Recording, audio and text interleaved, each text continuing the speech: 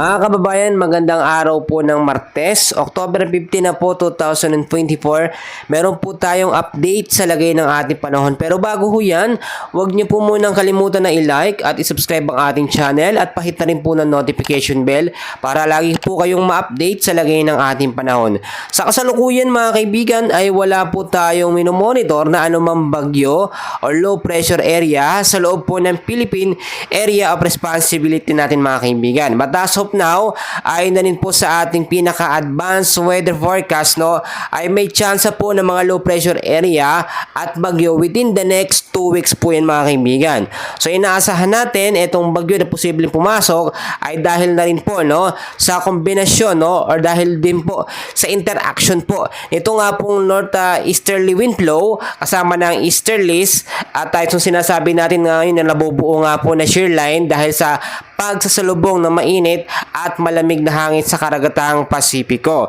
So tsansa lamang ito mga kaibigan at hindi pa tayo sigurado kung ito mabubuo bilang bagyo, yung mga cloud cluster na nasa labas po ng ating bansa. Asahan din natin itong linggo na ito, wala tayo na monitor na kahit anumang sama ng panahon. Pero magkagawin man mga kaibigan, patuloy pa rin po nakakaranas ng masungit na panahon ang ilang bahagi ng ating bansa. So yan po ang ating alamin mga kaibigan, kahit wala po tayong bagyo, minsan may nakakaranas tayo ng napakalakas sa pag-uulan. So marami nagtatanong bakit daw wala namang bagyo, wala naman daw low pressure area pero bugso ng malakas sa pag-uulan ang nararanasan sa ilang bahagi ng ating bansa. So mga kaibigan, forecast weather condition tayo para malinawan po ang lahat.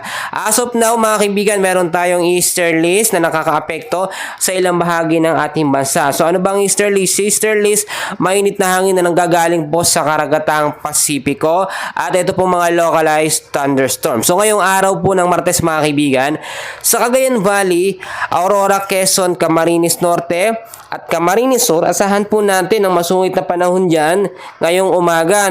Siguro kung umaraw man po, ito'y panandalian lamang pero more on mas magiging maulap ang panahon natin dahil po sa easterlies. Asahan natin pagdating sa hapon at sa gabi, malaki din ang chance ng mga localized thunderstorm. So posible ang mahina hanggang sa malakas sa pag-ulan mga kaibigan. So maging handa na lamang po tayo sa banta po ng pagbabaha at doon din po sa mga landslide prone area. Samantalang sa area naman po ng Metro Manila, ilang bahagi po ng Luzon at Eastern Visayas, partly cloudy, cloudy skies din po mararanasan dyan na meron po mga isolated rain showers at thunderstorm dahil pa rin po yan dahil pa rin sa easterlies o yung mainit na hangin po na nanggagaling sa karagatang Pasipiko. Kasama rin dyan ang ilang mga localized thunderstorm. Ang ilang bahagi ng ating bansa mga kaibigan patuloy din makakaranas ng maulap na kalangitan, lalo-lalo na po sa may bandang hapon dahil po sa mga localized thunderstorm. So mga kaibigan, etong mga thunderstorm na ito madalas po ito tuwing hapon mga kaibigan, nagpapaulan. Madalas nagsisimula ng alauna, alas 2, ganyan. Pinakamahabang oras na po na maitatala dito sa thunderstorm mga kaibigan ay hanggang 3 oras po. Minsan sobrang bugso, may kasama pang pagkulog at pagkidlat. So yan po ang ating binabantayan mga kaibigan. Minsan yung mga thunderstorm na yan, nakala natin bagyo pero hindi po yun bagyo mga kaibigan. Ito yung mga localized thunderstorm na madalas nasa ating bansa na nagbibigay ng pag-uulan. So inaasahan din natin mga kaibigan dahil nga po papalapit na rin nararamdaman na natin ng malamig na simoy ng hangin. Ito nga pong northeast monsoon or amihan season.